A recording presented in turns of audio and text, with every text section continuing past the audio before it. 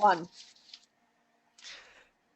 Hey students, and welcome to the final session for Project Management. This is the Assessment Support Workshop. This is the final webinar for the second subject in your first term of your Diploma of Management or your Diploma of Business, which is Project Management. Let's click on it. And in today's session, we're going to be taking you through the 3 assessment tasks that you find under your assessments there in this subject: Assessment Task 1, number 2, and Assessment Task 3. So by the end of this session, you'll have all of the information that you need to successfully go on and complete and submit your assessment tasks, which are the final pieces of work you'll need to do for this subject, the second subject, Project Management. Welcoming Alyssa and Alison to the room as well. Hey guys, how you doing? Oh, really good. Thanks, Adam. Thanks for having us this afternoon. We're excited to embark on this journey with you. Well, I'm excited that Get you it all guys are here. finalised. Absolutely. Absolutely. It's been actually a really good subject to present with you guys. I think just by nature of having all 3 of us together and talking about our own experiences in the world of projects, it's sort of made it a little bit less theory and a little bit more kind of, it's sort of storytelling, and we can all kind of relate a little bit to the actual subject. So it's been great having you guys a part of this one. Let's jump on to the first assessment task, because actually these assessments are really getting the students to draw on all of the information that we've been talking about. So talking about project scoping and planning preparation, talking about project risk, budgeting, monitoring, measures of success, KPIs, and then the last thing we'll be talking about is legislation on this one. So let's get straight into it, because it really does require the students to draw on all of the information that they've done already in the learning activities and through the webinars that we've run already. So let's jump onto the first one. Now for this assessment task, you are absolutely required to download this Assessment Task 1 template. You'll need to click on it. Depending on your browser, it'll either automatically open up, it'll ask you to save it somewhere. You absolutely 100% must use that template. It's also on the front screen as well. I'll show you as well, so you can either click through that. Just a heads up with that template that's been designed for you as well, guys. There's no need to reinvent the wheel. I mean, it's a good workable business-based document on your project scope. Adam spent a lot of time putting it together, and it's really nice and easy to use. So as he said, must use. It's just going to be so much easier for you to get your head around the actual concept of what we're looking for if you do use that document. It's a great little document, I have to say. Yeah, thanks, Alyssa. Look, there's a lot of stuff the guys need to do for their particular project. So really, let's just take it back a step. The guys are now to prepare for their own project. So they're going to be project managers. This first assessment task is getting our guys to put together a project brief. So the project brief, which you might have seen in the materials, the learning materials, an example of a project brief, is there just to give us the high-level view, the overarching view of what is about to happen on our project. There's all of these areas that you're going to be covering with your submission. However, don't worry about what you see there. All you need to do is just download the template and start filling in the template. So what we'll do is we'll just take you through the template, and that'll be all you guys need to focus on. So in this assessment task, pop your name here, student ID. Not all students may or may not be aware of what their student ID is. If you do move into things like higher education, it's kind of par for course that with your submissions, you include your student ID as well. So it's just getting students kind of prepared for that sort of a thing. If you don't have an ID or know what your ID is, it's okay, because we know who we're getting the submissions from in any case. There's a table of contents which is already pre-populated for students as well. This is where students need to start on, which is from page number 3. Yep. And yeah, what you have in front of you is what we call our project brief. So the students need to just fill in these boxes here that I'm highlighting now. And this is basically the first project. So students need to consider their own project. Alyssa, what are some examples of projects that other students have put together or put forward for in the Um, past? I've had a range of different projects. Just to give you a couple of examples, I had one young lady who put together a project. She was actually doing a community event in her local community, and I think it had something to do with creating a big festival around like Easter. And so she actually did her entire project, and we'll start off obviously with the project brief and her project scoping document as well around, I guess, what she wanted to achieve, the context of, where the project had come from, what the objective was. But it was really just around organising a very, very big community event in her local area for main target were young children. So she put together a project around that. I've had another person that perhaps wasn't working and hadn't worked for a while. So she got a bit creative about putting a project together for one of her son's weddings. So it was an interesting bit of an overview in terms of Wow, that project. Yeah, it was a that's massive. clever. I think it was a massive wedding. I think there was about 600 people involved, and she was obviously the organizer of the wedding. So because she wasn't actually in a workplace, we kind of talked about different options that she was going through, and it's obviously a very big process, I guess, organising a wedding. But there's also been another project where a student was looking at designing pottery and trying to, sell and target a specific market when it came to pottery. So that was another project that was being worked on, and all the involvement and all the different levels of stakeholders and reporting requirements and resources involved for that. Sounds good. Sounds good. I've had students that have been involved in new store openings, as an example. So there's a new store being opened as part of a franchise. They work in the business. So and I've had students that have done projects on music festivals, needing to put together a list of bands to be performing on a given day. So students have a range of, this is really up to you guys at this point. You can talk about a project that you would ideally like to run. Like that music project was something that the student actually always had it in their mind that they wanted to do. So they thought this is a great opportunity to do it from this theoretical kind of basis, if you like, put it together. It could be a project that you're already involved in previously that you just put it together from a scoping and a monitoring and a follow-up point of view. Whichever way you go, we don't mind. Whichever way you do go, we do want you to consider it from the point of view, again, that you are the project manager. Mm. So, And I'd also, yeah, that's, I guess, the key. I maybe think as well, just try and, I mean, because the actual project and this particular assessment, and then the following assessment follows on from it. I think it's Yes. important that you kind of really try and find a relatively meaty project to really sink your teeth Mm, into. I'd probably say that if they were smaller projects, they were a bit more relevant to perhaps answering some of the learning activities. But just try and find a relatively large project, because if you don't find a relatively large project, it'll be very difficult, and I think you'll find yourself repeating yourself a little bit, so it won't be as beneficial and as enjoyable, this process. So try and get yourself definitely. relatively big, yeah. So look, if guys are using their home projects, they're going to find that there's not a lot of stakeholder groups or there's not a lot of people involved in the process, and quite often they're the ones that are funding it as well. We'd really ideally like you guys to consider yourself as project managers, and that you've got other organisations that are involved, other people that are funding the project that you need to balance and manage their needs and expectations and so on and so forth.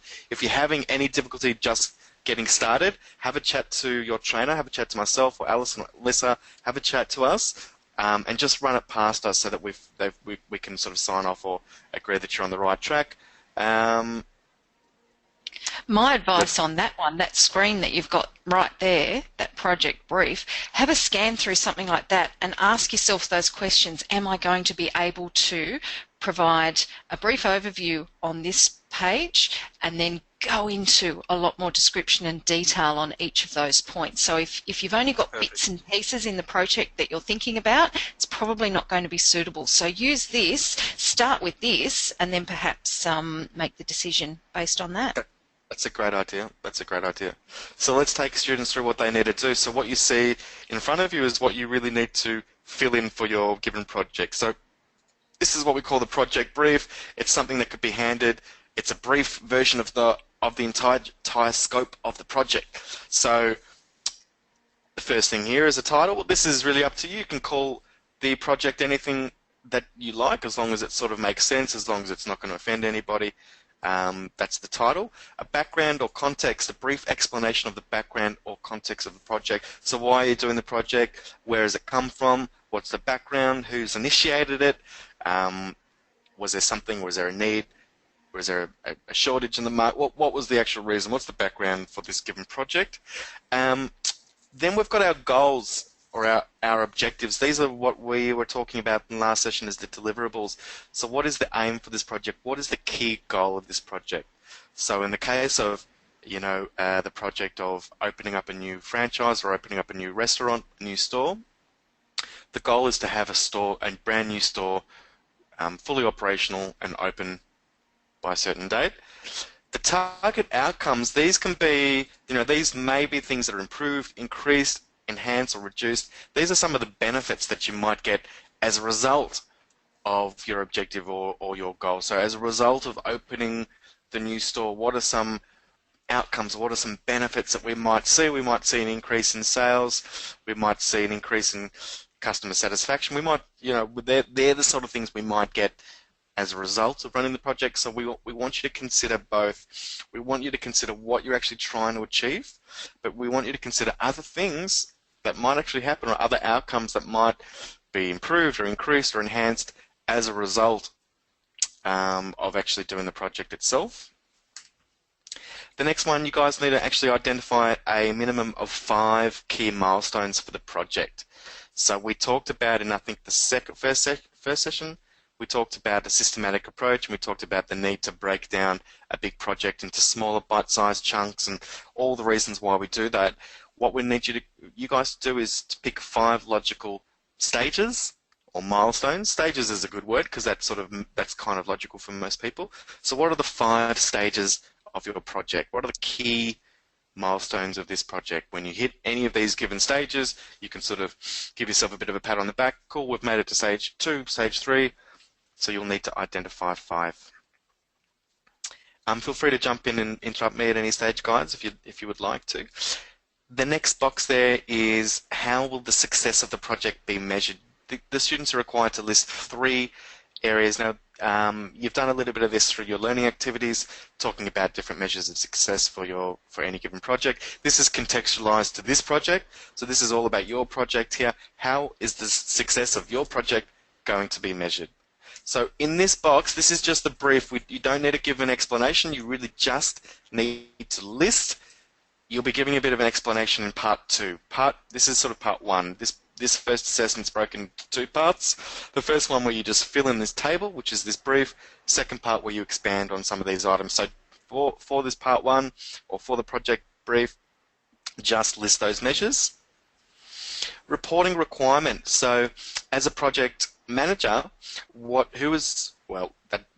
doubt it might be yourself, but who's responsible for reporting? And when we talk about reporting, we're talking about the progress of the project. We're talking about financials, how much money we've spent, all of the things that we need to let others know about. So a couple of 2-part question, I guess, here. What is it that you're going to be reporting on, and who's responsible for that? Next, we've got our human resources and our other resources. Again, for this one here, well, human resources particularly, we just want to know what are the different roles, what are the different occupations, if you like, on the actual project itself. So what are the human resources that are required, or working groups required for this given project? Other resources, so that's anything that's not people. So there are materials, other resources required for the project, so capital equipment, materials, things like that. Just list them. The key difference here between key stakeholders and human resources is, with the stakeholders, we just want to know what the key stakeholder groups that are associated with the project. So for an example, if we're talking about in the case of opening up a brand new restaurant or new franchise store, our customers might be a stakeholder group. Uh, with the human resources category, I want you to identify the roles, the jobs that are on specific to your project. With this one, I want you to identify the key groups of people that we need to manage through this process. I'm going to keep rolling along here, guys, if that's all right. Risks. The students are to identify 5 risks for their project. They need to identify 1 safety, 1 financial, 1 operational, 1 commercial, and 1 legal risk. We did a bit of talking about this in the second resource session, talking about risks, so definitely catch that session for a bit more information. So just list those risks. Under this table here, I'd just like you to actually list the controls that you have for each of those 5 risks. So you might have a safety risk where you've got hazardous chemicals on your on the work site. That's the risk that you've identified. We've got a risk to people's health and safety. We've got hazardous chemicals. In the risk management here, I'm going to be referring to my control. So what my control might be is pre-training and signage as an example. So that's what we want under that table there.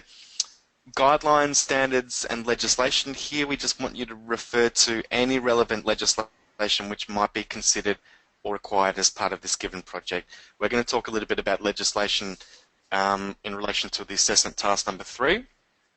So if you want to tune into that for a bit more information, please do. But just list anything that might be applicable to your given project. So any guidelines that you need to stick to, health and safety guidelines, any standards that must be stuck to, and of course any pieces of legislation that are required to be stuck to for your project. In the very last box, just a couple of mechanisms, list a few mechanisms that you'll put in place to ensure quality outcomes on the project. This is a real creative one, guys, because what we're really asking you is, give us a few ways that you're going to make sure that you're getting the best quality that you can on your project. So that's going to mean a lot of things depending on what your actual project might be.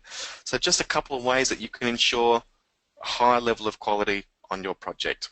And that's part 1. That's the first section. That's the first half of the assessment task 1 for project management. Guys, did you want to add anything to the project brief? Oh, I should also say, sorry, before the brief and in between the actual subheading project scoping and brief, what you'll do is just write a summary of your project, which is basically a summary of what's on your table here. 1 or 2 sentences only. So just basically include elements such as what the project is, maybe the title of your project, some of the key stakeholders, and maybe the dates of the project. So a couple of sentences which will effectively summarize all of the information that you've got in your table. And that's part 8. Easy. That sounds nice. I think the table really helps to give a nice overview and introduction of, I guess, the next part of that process. Do you want me to read it, Adam? Because you've actually read quite a bit.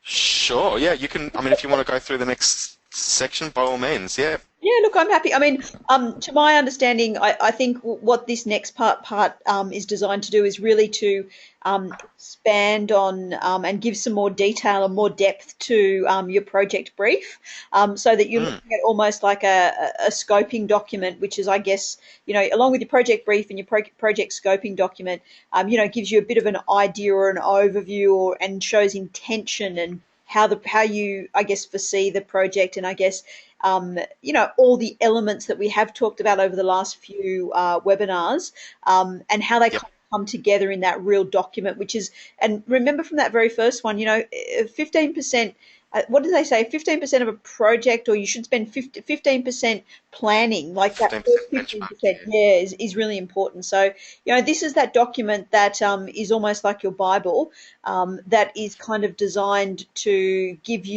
walk you through all of the key components of your project. And I think the first thing that we start at, I think, is, what was that, project documentation? Yep. Yeah. Yeah. So for this area, like it says, provide a list of documentation that is required for your project. Now, I think in last week's webinar, we talked a lot about some of the documentation that could be actually used for a project. So depending on the type of project that you're going to, and again, this is going to be quite practical, we want you to list, and is there a number as to how many types of documents we want, or should we see a certain number there, or is it just going to be dependent on the actual project itself? I would say one or two is nowhere near enough. I Right. would say three or four is probably dancing on the edge. Yeah. Probably five or six is more like it, guys. Cool, great. Yeah, I was thinking about six. Six is my favorite number. So yeah, I would say probably about six pieces of documentation that's required for your project. Um, Yep. Now, if we move on to that next one, it says key stakeholders involved in the project. Now, I believe Yes. up in the actual brief area, we were talking about key stakeholders and key stakeholder groups, I think. So now this is going to take on a little bit of a difference. So what we want to do is we want you to now explain how each of the stakeholders identified in your project brief is involved in the project. So not only are we Spot getting on. to list who the stakeholders are and the stakeholder groups, but where they fit into your project and how they will be involved in your project. This is kind of coming into the nitty gritty of it now. It's good to have a bit of an overview in terms of the project brief, but now we want to be able to essentially pick this document up. We want to look at who's involved in the project and to what capacity are they actually involved. So I would be looking at a nice explanation of who the stakeholders are and how they fit into your project and how they're involved. Yeah, look, I mean, one sentence can probably cut it. So it's not that we need a whole heap of information. We just want you to just to cleanly identify how each of them has a different role in your project. So if it's in the case of opening a brand new restaurant or store, one of your key stakeholders might be your customers. So explain how they're involved in the project. Absolutely. So one sentence will cut it there. So, Yeah. they are the ones that'll be coming and buying materials from the store once it opens. That's fine. Uh, And I also Bill? just also make sure it's consistent. So who you've identified in the project brief as your key stakeholders, make sure it Correct. follows down into this. I mean, don't get yourself into a situation where you've identified key stakeholders, but you haven't, in your project brief, but you haven't explained it in this portion of the document. So keep them both consistent. The brief is a guide Yep. for you, and this is where all the depth and this is where all the meat goes. Okay, so just keep them nice and consistent. The key one that I want to see here is project sponsor. They're the ones that pay for the project, so I always want to see the project sponsor as their own stakeholder in this because at the end of the day, we've got to manage the people that are paying for it in a different way than we manage some of the other ones. So it's important that we identify the project sponsor as their own stakeholder group in this case. All right, now let's have a look at that next one. I think we've got the human resources necessary for the project. So it says explain Yeah. how each of the human resources identified in your project brief are involved in the project. Again, you listed the human resources and I think whoever were the internal and external consultants that you might use. Now what we want you to do is explain, very similar to the key stakeholders, explain how they are involved in your project. What makes them, how do they link together to your project? Okay, and again, look, a sentence is probably suffice for that. Hmm. Now, moving along, we've got the cost of the project and the budget allocated. So provide an overall cost and budget for the project. Explain where you expect the funding to be sourced from. You will be required to draw up your actual budget in Assessment Task 2. Yeah, so in Assessment Task 2, we obviously get you to use this project you've identified. And we've also got a template in Assessment 2 to help you with your budget. But just again, I guess here we're looking at an overall cost and budget so that you kind of have a bit of a rough idea and a rough estimate of how much this actual project will actually cost you. If you're uncertain with things like figures and you're not 100% involved in the financial element of a project, I would encourage you to do a bit of research and give a fairly good guesstimate based on, what research you might do on the internet. If you're going to tell me that I don't know, a computer or a piece of technology is going to cost $1 million, I'd probably be less likely to, make it as realistic as you can. Yeah. And for that second part, explain where you expect the funding to be sourced from. So where are you going to access funds? Where are the funds coming from for you to be able to complete your actual project? Where are you getting that money from? Yep. Lovely. Spot on. And moving along, we've got communication strategies. And again, we've just in the last webinar, we talked about some of the communication strategies and the communication methods used to communicate information and responsibilities to team members. So here what we're looking at is list and explain 3 of the communication strategies you will use during your project. So this can be through the duration of the project, 3 of your main strategies that you're going to use to be able to communicate outcomes, information, progress, milestones, changes, continuous improvement.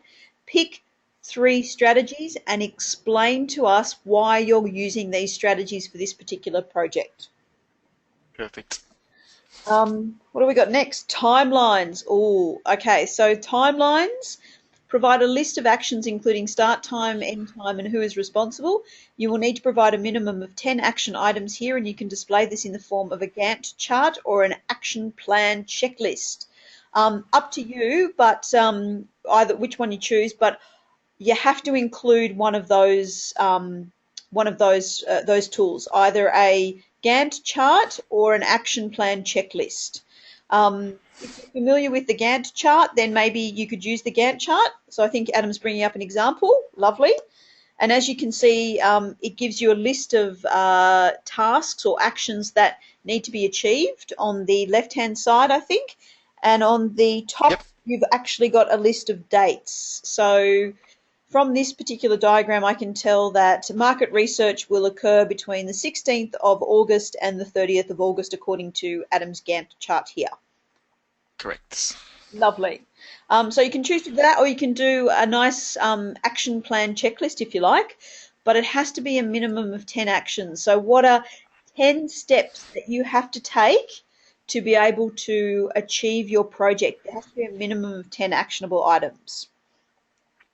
Yep. Cool. Sounds good. All right, moving on, we've got project management tools required.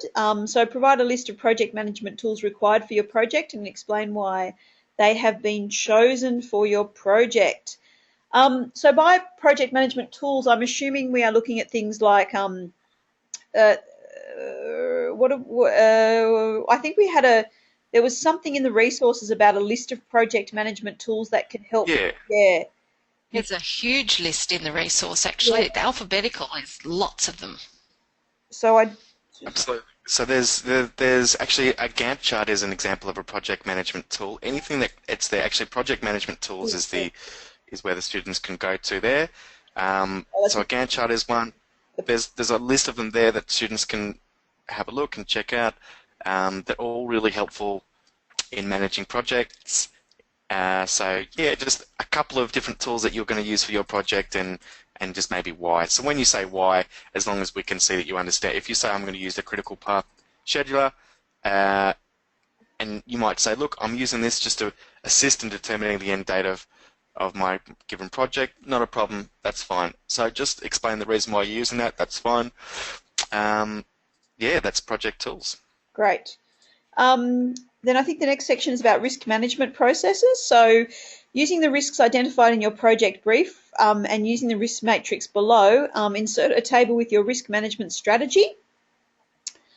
Below, including the following items. So risk description, likelihood of risk, impact of risk, who or what is affected by the risk, control measures in place, who is monitoring the risk, and the review date. Now, Adam has got in front of us now a risk management template that we discussed in last week's webinar about risk management. So what we want you to do is we want you, using the risks you've identified in the project brief, now we want you to almost create a risk management plan around how you're going to, what the risks are, the likelihood of them happening, the impact, who's affected, how are you going to control them, how are you going to monitor them, or who is monitoring them, and the review date.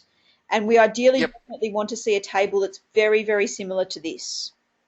I might even put that table up for students. What do you guys think? I mean, it's the information that we're after. Great idea. Yeah. Yep. Okay, sounds good. Sounds good. So I'll upload this to the site so that students can just download this template. And as you've mentioned there, these are the 5 risks that you've identified in your project brief. You know, the one's the safety risk, one's the operational risk, one's the legal risk, financial risk. So you've identified those in the project brief. Here, you're just going to just describe it a little bit and then just fill in the table and that's really what you need to do. That's actually all you need to do for this one. So at this point, what you could actually do is just grab your table, copy it, paste it, and then just dump it into your actual document, or you can add it as a separate file, whatever's easier for you. And that's that whole section. Lovely. So I think there's only a couple of areas left in that actual assessment there, which is your measures of success, which it says explain your selection for monitoring and measuring the success of your project listed in your project brief. So how are you going to monitor the success of your actual project? How do you measure the success of your project? So I think we talked about that. Yes, there it is. So you've got list 3 measurements you will use on the project. So again, we want you to expand on those 3 measures of success in that second last element. And then that last part, review processes to analyse upon completion of project. So briefly explain your review process and make sure to include who, what, and where. So this, I'm guessing, is after the project has been completed, then how will you review your process? What mechanisms will you use to sit back? Who will you review your project with? And in the previous webinar, we talked about the importance of involving team members in that review process when it comes to completion of a project, and making sure you kind of like look at who your stakeholders are and making sure that the outcomes have been achieved and you've kind of communicated with them and involved them in the project review as well. That's it. So I think that's a lot of talking. It's a good project, isn't it? It's a great one. I think it's the thing I love about this. Sorry, guys. The thing I love about this too is that it's going to get them used to report formatting as well. This is so simplified and it's set out for them in the template that it is, that it's structured and easy to follow, and it tells you under each heading exactly what you need to do, describe something, explain it. So you're getting into that typical business reporting style nice and early in your studies here, because there will be other opportunities where we actually ask for a report, which means don't just give us a few paragraphs sort of saying, I'll do this, I'll do that. A report means going into detail. A report in business is usually something that you have to put together to put to the powers that be. Maybe it's got to go to the CEO and the financial controller and department heads for everybody to approve and have their say about whether the project, yes, is viable and it's going to go ahead, for example. Absolutely, yeah, absolutely. But what we discovered before using this template, Alison, was that it was just asking a lot of students, but it wasn't really kind of clear on how they wanted the students to sort of display that information. So we've taken the pain out of it, I guess. So all the students need to do is just focus on the information, focus on the bits and pieces that we've talked about. That nothing by itself is too complicated. So if you're having a bit of difficulty in any given area, you can keep going on to the next one and just engage with Alyssa, yourself, Alison, or myself as your trainers. That's exactly what we're here for. So I'm more than happy to help you if you're having any difficulty in any of those specific areas. But a great start, yeah, a great project, a great one to kind of put it all together, all of the information that we've talked about in the first 3 sessions. This assessment sort of does a really good job in putting it all together. I'm going to open up assessment number 2 because assessment 2 actually does roll on. It's progressive from that assessment number 1. And assessment number 2 is all about, the actual monitoring the actual progress of the actual project that you've just identified.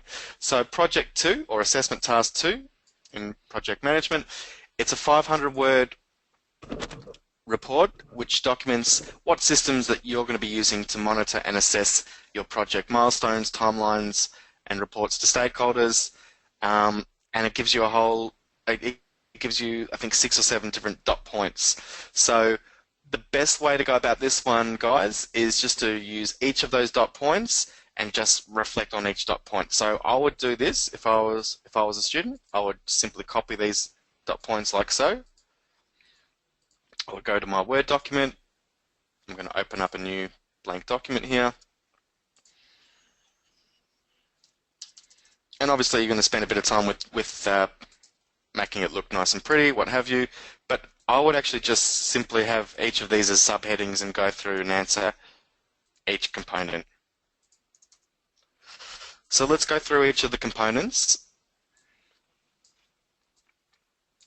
Project progress. So what we're actually asking you to do is what we're saying is how you're going to keep an eye and monitor the project's progress. So again, it's very much contextualized to whatever project that you've actually talked about. So it's just very general sort of language. We're concerned on how you as the project manager are going to keep an eye on project progress. So one of the ways you can go about doing this is letting us know what project management tools, and here's a really good hint, what project management tools you're going to be using to assist you in monitoring the project's progress. So we're in the middle of our project now. We've completed the scoping and planning phase in project task or in assessment task 1. We're up to assessment task 2, which is all about keeping an eye, monitoring our projects, our project. So this one specifically is saying is how you're actually going to be keeping an eye on the progress. So I think the answer to this one is actually hidden in the tools that you can use. Alyssa, Alison, would you like to add anything to project progress? I'll talk about, actually what I might do is talk about the next one. The next one is performance. So don't forget, in the first assessment task, you've provided us with 3 measures of success. You've said to us, here are the ways that we are going to know if our project was successful or not. 1, 2, and 3, you've listed, and in the part B of that first assessment task, you explained why you've even chosen those items as the measures of success. Here, we want to know how you're going to keep an eye on and assess those measures of success, how you're basically just going to keep an eye on it. So this is during the project, if you like. So picture yourself in the middle of the project, how you're going to keep an eye on it, and also reports to stakeholders as well might be applicable in this situation. So how am I going to keep an eye on those measures, and who am I going to be reporting the success of those items to? I think it's important with all of these, obviously, as you've said, you've already addressed everything in assessment task 1. So yeah, you're not reinventing the wheel here, but you are reporting professionally on each of these particular topics. So make sure that you are making it relevant to what you've actually used in assessment task 1. Absolutely, absolutely. Communication with team members. For me, this one is all about, so it's not a matter of monitoring communication with team members, although it is to a certain degree. What we're wanting to know is here, how are you actually going to document that?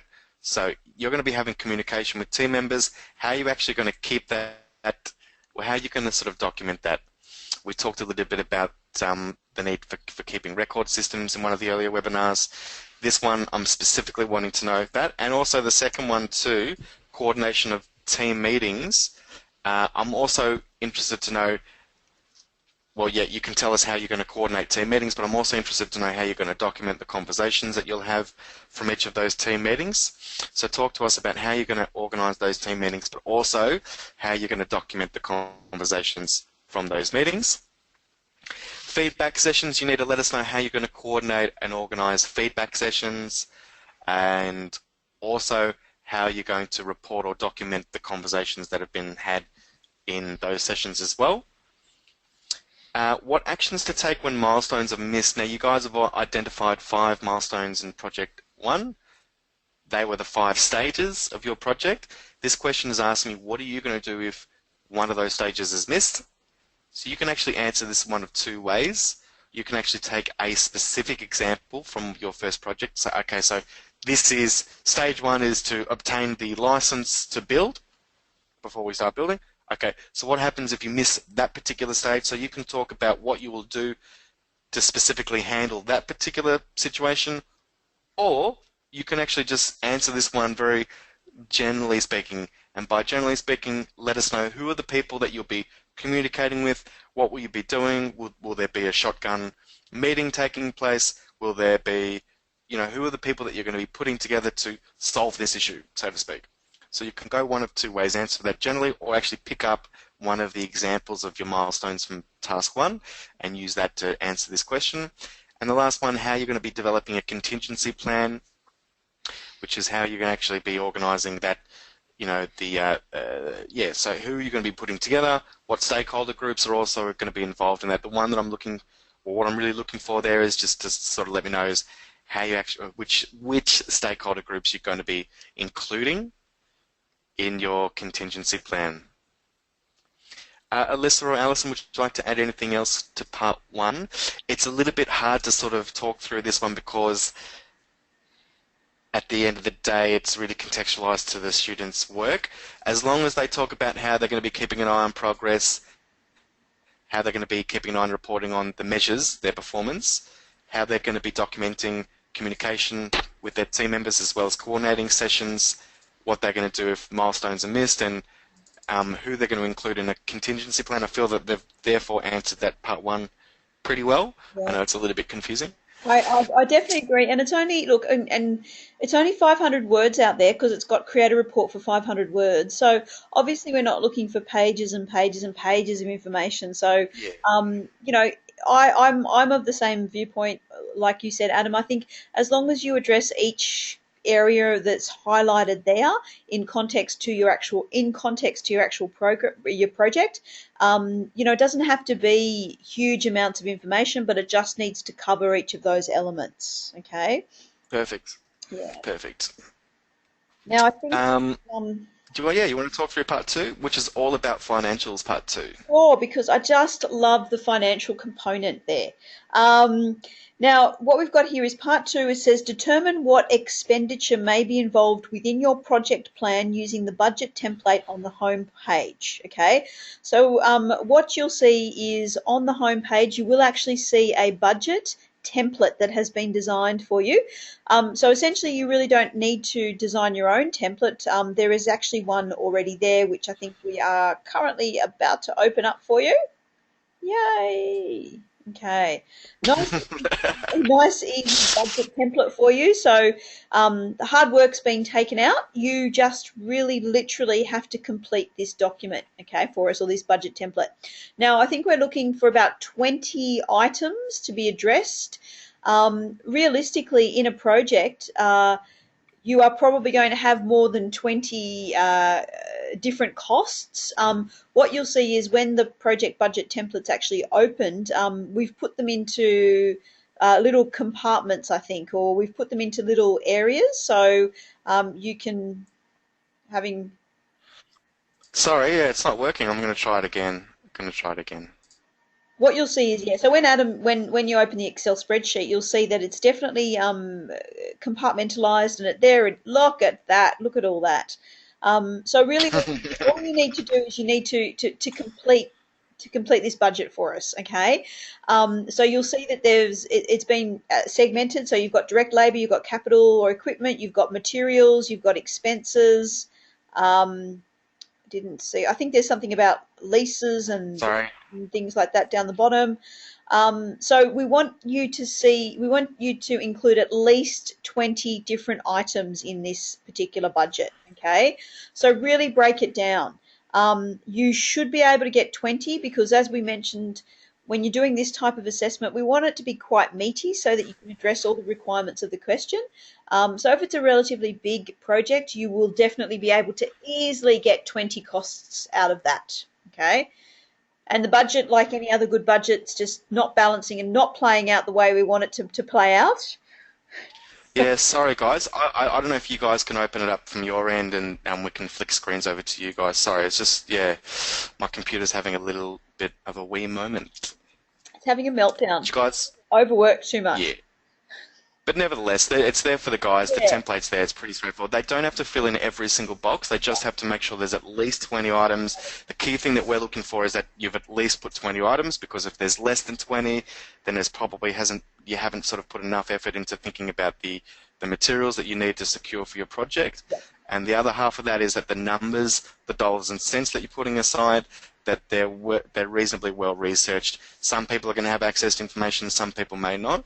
At the very least, we just want to see that it looks right. Yeah. So I think you gave an example before, Alyssa, if somebody is talking about a piece of software that's $1 million, it's probably out of whack. Yeah, Likewise, if we feel that, yeah, educated as it can. I mean, like this is the yeah, projects are designed to obviously give you some, like some practical knowledge. So it would definitely benefit you from researching if you're unsure of a cost center, or if you're if you're unsure of a cost of an item. It would definitely help if you did some research, so you got a bit of an understanding of how expensive something that you may have thought could actually, something that you thought might have been inexpensive could actually be quite expensive. So it'd be good education. So just try and keep it as legitimate and as authentic as you can.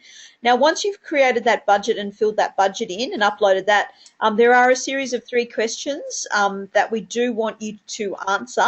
So please make sure you include this in your submission. So those 3 answers, or those 3 questions, sorry, are: what reporting formats will you use? Okay. So this is actually with regards to your project financials. So what reporting formats will you use? How will you report on this information? Okay. What procedures will you set up to communicate to all stakeholders within the project team?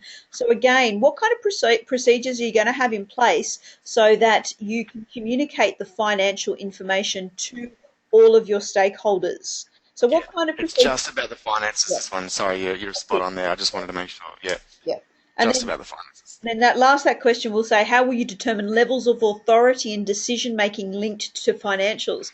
So generally speaking, if there is a project, there's always going to be somebody that's probably in charge of funds, or in charge of allocating the financial element to a project. And Alison mentioned a couple of different, she mentioned a title in there in our last webinar, I think.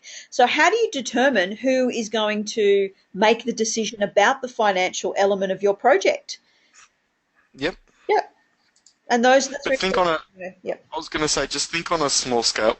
Excuse me, think on a small scale. So think basically, if someone needs to spend money or buy something for the project, who authorizes this? So, I mean, if you think about a project where it's a construction firm and, we've got plumbers and concreters and floor guys and wall guys and painters and what have you, what happens if one of those guys needs to buy something? How many people have to sign off on this? So think about it from that perspective. How does it work? How does the financial authority work on your project? Is there petty cash? Is there like a little bit of cash where people can just go and use that and spend if they need to? Is there a minimum or maximum number? So for all items under $20, yes, you're authorized to. You can go off as the painter and buy a new paintbrush if your paintbrush breaks. You don't have to wait for 3 people to sign off on that. For any spend over $200, it must go through. Is there a chief financial officer on the project? Is it just yourself as the project manager? Just broadly speaking, just tell us what's sort of in place. If somebody needs something now, how could that be escalated? Is there a company credit card? Just roughly, what's the situation in regards to people being able to spend money on your project? I think I may have overcomplicated that one. Okay, sorry. Yep, that's pretty much assessment task 2. All right. I think that's a pretty good overview for assessment task 2. Yep. Make sure you address all of those dot points on your assessment here, and you can't, just make sure you answer all of those questions, but don't forget to answer them in context to the project itself. I've had a couple of submissions when it's come to project planning where there's no connection between these answers and the actual first element of the assessment task. So we really do need, it's good to know the theory behind things, but for the purpose of this assessment, they need to merge together. So what you've discussed in assessment task 1, those elements and that project needs to be put into context with regards to each of these points here. Spot on. Perfect. Okay. Let's have a look at the last one. Oh, yes. Lovely. So this assessment requires students to show research into relevant legislation that's linked to their project plan. What they need to do, and again, this is just a 500-word submission, essay if you like, so really, once the guys have completed the first assessment task, which they've effectively scoped their project, the second one rolls on nice and easily, 500 words to 1,000 words on, how they're going to monitor and report on it. And this one's just all in relation to legislation. So there's 5 dot points here that I want students to effectively address. We're looking at anti-discrimination law. We're looking at codes of practice. We're looking at environmental law, WHS, which is workplace health and safety, and privacy law. So 2 things that I'm looking out for. One, that students are aware of each of those different categories, what that category means, just generally speaking. But 2, I'm wanting to know how, and this is really where it says it here, how each of these policies may impact your project plan. So we want students to research each of these 5 areas, give us a broad understanding of what it actually means. The key here and what we're looking for is a nice link between what it actually means and how that might impact on their own project. Yep. Sounds good? No, definitely does sound good. Yes. And okay, so with that legislation component, and these are pieces of legislation as well that we consistently refer to throughout the course. I mean, you'll hear anti-discrimination codes of practice. We talk about environmental. We talk about work health and safety and privacy.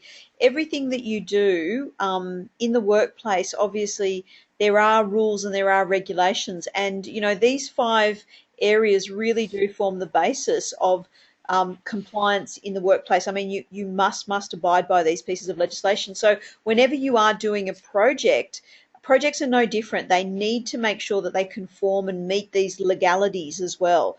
So it is important that you kind of not only understand them, but as Adam mentioned, how they affect your project and how they impact on your project plan. It is really essential that they get addressed. Yeah.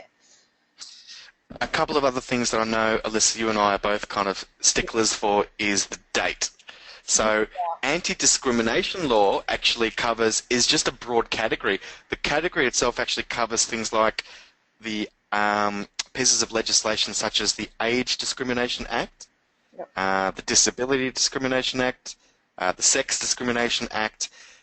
With all of these anti-discrimination acts, if you like, they have their own date. Because that's effectively the date that came into law or came to be. That date is incredibly important because as the law changes, that date will be updated as per its release date. Therefore, the actual date refers to the actual piece of legislation. So you must include the date when referring to any of these. So I would absolutely be looking for an example of an anti-discrimination law. So you will pick one that falls up under this category, include the date, and just basically be telling us how that could impact on your given project. Yep.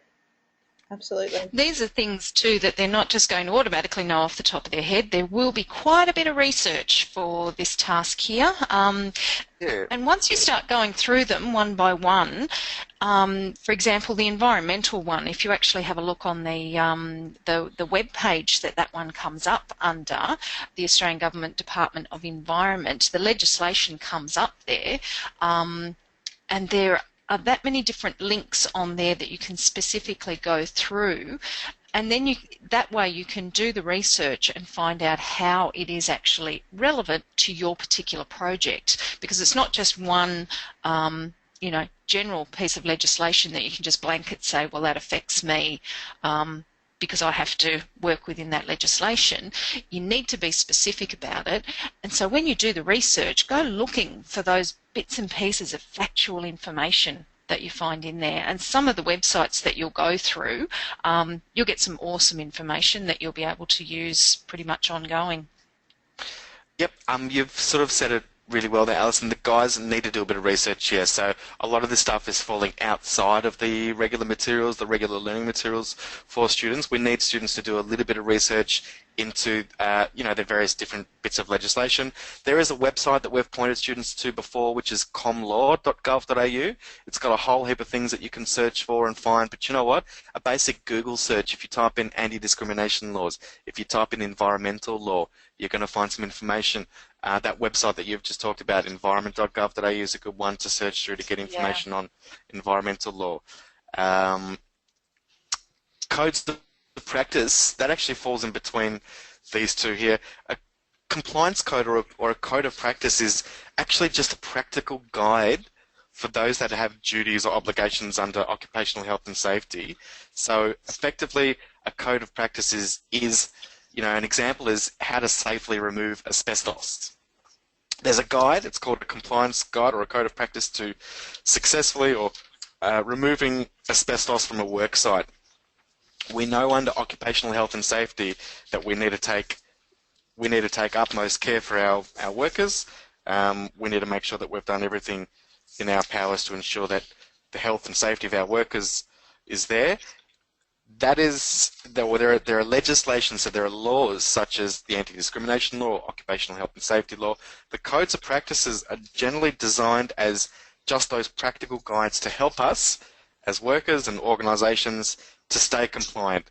I.e., if we follow this code or this guideline, generally speaking, we shouldn't be putting our staff at risk of injury or things like that. So, yeah, the safe removal of asbestos is a great example of, we've got something that we need to handle that could be potentially dangerous. This is a guideline of how to do it and to be successful. Have a look up under, actually there's a whole list of, every state has their own, so Safe Work Australia are the national regulators, but in New South Wales you've got Safe Work New South Wales and Victoria. We've got WorkSafe. So we've got different bodies that sort of look after the different areas. I know WorkSafe Victoria have a whole section on compliance codes of practice. If you just put in compliance codes or codes of practice into a Google search, you'll find some links to either WorkSafe or Safe Work New South Wales or even Safe Work Australia. Have a look at those. See if you can find any that relate to your project particularly. So explain what a code of practice is, but explain it. Well, just let us know if there's any codes of practice that'll particularly make sense or impact on your given project. And that's that. Workplace health and safety. Alyssa, did you want to talk about this one? Oh, I'd love to talk about a good old work health and safety. I think work health and safety obviously is a big portion, and I guess depending on the type of project that you're doing, obviously everyone has a responsibility, particularly if you're looking after a project and a series of people. You've got your duty of care, you've got your responsibility to provide them with a safe working environment, and also we talked about the whole concept of risk management as well throughout this this particular topic too. As you can see, Adam's got our most recent piece of legislation, which is the Work Health and Safety Act of 2011. And as he mentioned previously, there are different states that govern this particular element of legislation. So I think you've got up what have you got up there? Safe Work Australia at the moment? If students do a bit of a Google search on a guide to workplace health and safety, there's actually like a practical guide on what it all means. Just letting people know that that Safe Work Australia, that what they're trying to do is what they call nationally harmonised work health and safety laws. We live in a country that has 8 different laws for the same working environment that we're all in. What they're trying to do is sort of harmonise all of those laws into what we call a workplace health and safety legislation, instead of having the previous occupational health and safety laws that still operate. And actually Victoria, they still operate in Victoria. I think they still operate in Western Australia. There's a few issues with that because I think some of the occupational health and safety acts and laws that exist right now in Victoria are more robust, are stronger than the proposed workplace health and safety pieces of legislation. Regardless, have a look at when doing research, have a look at the guide to workplace health and safety. You'll get a real good feeling and flavour for what it means, what it's all about. And it is one of those pieces of legislation that everybody, you can't read too much about work health and safety, I think. I think it's a really important aspect of not only the workplace, but, essentially if you are kind of putting together a project, it is a huge part of that risk management process, identifying potential risks, identifying safety issues, making sure that you've created a safe working environment, making sure that you've got training available for people, you've got your use of your PPE and all of those elements, those very, very basic things that we kind of take into, we just take as normal. I mean, they're a huge consideration because if you're non-compliant in this area, there are huge impacts and there's huge repercussions on it too. Yep, that's basically it. I mean, you've said it so beautifully. So that's it. That's workplace health and safety. The last one is privacy law. So there's actually some of these are categories like anti-discrimination encompasses a range of different pieces of legislation, codes of practice. There's millions of them. Environmental, there's one key piece of legislation and a few others that are offshoots from that. Workplace health and safety, well, they're just the sort of state-based, soon-to-be nationally based sets of guidelines and laws. But the privacy law is just actually one specific piece of legislation. So we need you guys to just highlight what it's about, just broadly speaking. So what is the Privacy Act actually about? And really it's just a law which regulates the handling of personal information about individuals, so including the collection, use and storage, disclosure of that personal information and access of that information. That's really what it's about. Have a look, pop it in your own words. Don't forget to tell us the date, because the date is also important here on this particular specific piece of legislation, the Privacy Act. And again, just find the link between that piece of legislation and your given project. Yeah. And that's it, guys. That's the third assessment task. And so that all has to only be about 500 words, doesn't it? Yeah, 500 words. So really, I mean, if you've got 5 categories, 500 words, you're looking at about 100 words per each category. You've got two questions here. Don't even worry about them. I don't know. I'm not really sure where these questions come in. It's talking about communicating with your stakeholders and how the information could be included in the initial scoping. If you're short of words after answering these 5 and you need to answer one of these questions, by all means, I may have even deleted those questions by then, because we've already talked through about how we're going to be communicating with our stakeholders in previous tasks. So it's not so important. What's important is that you understand each of these 5 categories and understand how they could potentially impact on your given project. That's what we're looking for in this assessment task number 3. Beautiful. Wunderbar. Excellent. Okay, that's it, guys. Thank you so much for your attendance. That wraps up the third subject, which is project management. We look forward to seeing you next time for the very first session in, let's have a look, what's the next subject? Workforce planning. So now we've completed professional development, we've now completed project management today. So workforce planning is the next one. Keep an eye out for the advertised webinar times for workforce planning. Well, thanks very much for your attendance. Thanks for having us, Adam. I really enjoyed this afternoon. Great time. Thanks to both of you guys. Thank you very, very kindly. Look forward to having you guys all together with me in the next session for workforce planning.